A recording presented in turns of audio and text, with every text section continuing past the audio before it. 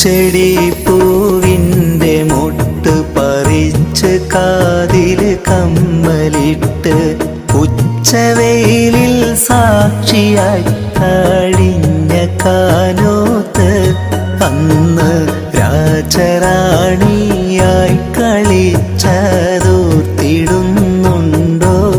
കൽബിനുള്ളിൽ